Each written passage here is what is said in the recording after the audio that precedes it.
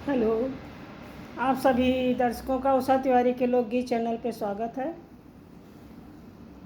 आज बहुत सारी बहनें हमारी हर छठ मना रही हैं। हर छठ आज भी है और कल भी है। 2 दिन, अब तो सारे त्यौहार 2 दिन के हो गए हैं। आज शायद दोपहर में 12 बजे के बाद से हर छठ मनाई जाएगी और कल सुबह मनाई जाएगी। तो आज आप सबके लिए एक सुंदर सी कहानी लेके आई हूँ हर छठ की। एक कहानी मैंने कल सुनाई थी। आशा करती हूँ आप लोगों को कहानी अच्छी लगी होगी। हर छठ पे 6 कहानी कहने का विधान है। अगर आपको नहीं आती तो आप एक भी कह लीजिए, या आजकल हर छठ व्रत कथा की किताबें भी शायद आने लगी हैं, अगर आपके पास हो तो आप उससे पढ़ लीजिए।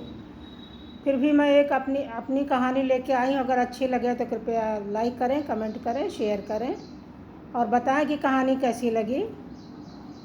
एक औरत थी, उनके बच्चे जब भी होते थे तो सियार सियारी नाके उठा ले जाते थे उनके बच्चे। तो वो बहुत ही परेशान थी, छठी माता का व्रत नहीं कर पाती थी। बच्चे होते तो थे लेकिन वो सियार सियारी नाके उनके बच्चे उठा ले जाती थी।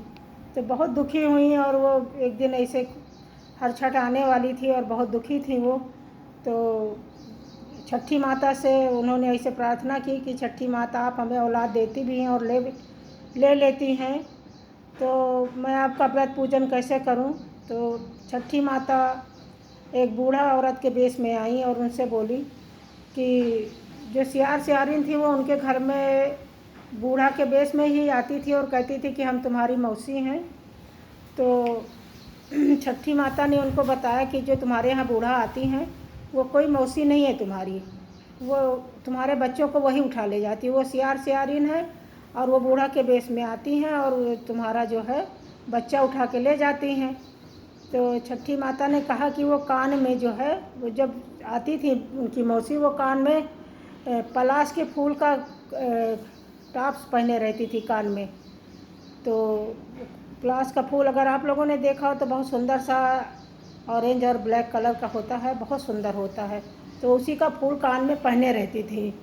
तो छठी माता ने कहा कि वो जो लाल रंग का फूल पहन के आती हैं कान में, तो वो जो है सियार सियारिन है, वो कोई मौसी नहीं है। तो तुम अब की बार जब आए तो उनसे कहना कि मौसी हमें अपने कान की, उसको कान की फुलरिया बोलते थे, तो कहेगी कान की फुलरिया दे दो उनसे कहना, तो वो तुम्हें देंगी नहीं। जिद करना कि मौसी हमको चाहिए, आपका बहुत अच्छा लग रहा है, तो वो तुम्हें फिर उस स्थान तक ले जाएंगी जहाँ पे ये पेड़ है, वहाँ से तुम्हें देंगी। क्योंकि वो अगर कान का अपना वो फूल निकाल देंगी तो वो अपने नेचुरल बेस में आ जाएंगी, यानी कि वो बूढ़ा से सियार सियारिन बन जाएंगी। तो उसने कहा कि ठीक है। बूढ़ा माता को उसने प्रणाम किया, छठी माता को, और कहा कि ठीक है। होते करते 2-3 दिन बीता तो वो मौसी आ गई, कान में जो फूल पहनी थी तो आई, तो बेचारी उनका पैर वैर छुई, आदर भाव की। उसके बाद में कहीं कि मौसी लाओ तुम्हारे जुआ निकाल दें। तो उनका सिर देखने लगी, जुआ निकालते निकालते, तो उनका तो वही कान का फूल देखना था। तो जब देखी तो कान में वो वही फूल पहनी हुई थी। तो कहीं मौसी तुम्हारे कान की फुलरिया हमको बहुत अच्छी लग रही, हमको दे दो। तो बोली कि अरे इसको तुम कहाँ पहनोगी, ऐसे टरकाने लगी। तो वो बोली कि नहीं मुझे मौसी बहुत अच्छा लग रहा, हमको दे दो। तो जब जानी कि बहुत पीछे ही पड़ गई हैं तो कहें कि अच्छा ऐसा है कि हम ये तो तुमको नहीं दे सकते, तो हमारे साथ चलो, जहाँ से हमने लिया वहाँ से तुमको हम दे देंगे। तो कहें कि ठीक है। तो जो थी मौसी उनकी, वो उनको अपने साथ ले गई।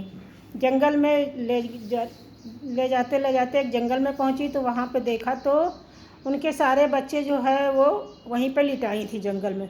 तो वो कुछ बिछाई हुई थी और ऊपर से बच्चों को लिटा के ऊपर से पलाश का जो पत्ता था उसी को ढकी थी, उसी से उड़ाई थी, समझ लो उनको चादर बनाई थी। तो जब वो देखी तो दौड़ के अपने बच्चों को उठाई, कहे रे मौसी हमारे सारे बच्चे आप ही उठा लाती हो, हम सोचे कि मेरे बच्चे कहाँ चले जाते हैं, हर साल बच्चे होते हैं और गायब हो जाते हैं। तो कहीं कि बच्चे तो हम इसलिए लाते हैं कि सब छठी माता का पूजा करते हैं और सियार सियारिन की कोई पूजा ही नहीं करता। तो कहे कि आज इससे जो है बच्चे तो तुम ले जाओ, लेकिन जब भी छठी माता की पूजा होगी तो सारे जग में ये प्रचार कर देना कि छठी माता के साथ सियार सियारिन का और कुश और पलाश का भी पूजा किया जाए। तो कहें ठीक है मौसी, ये बात पहले ही आप बता देती, लेकिन ठीक, हम अपने बच्चों को ले जा रहे हैं और आज से छठी माता के साथ कुश और पलाश के पत्तों का और जो है सियार सियारिन की भी पूजा हो जाएगी। तभी से छठी माता के साथ सियार सियारिन की पूजा और कुश और पलाश के पत्तों की पूजा होने लगी। आज हर घर में कुश और पलाश ज़रूर ही आता है आज के दिन। तो आप लोग भी इस पूजा को विधिवत संपन्न करें। जय हो छठी मैया। जैसे उनके बच्चों को वापस की, वैसे सबके बच्चों का ध्यान रखें, आशीर्वाद दें। धन्यवाद। कहानी कैसी लगी आप लोग अवश्य बताइएगा।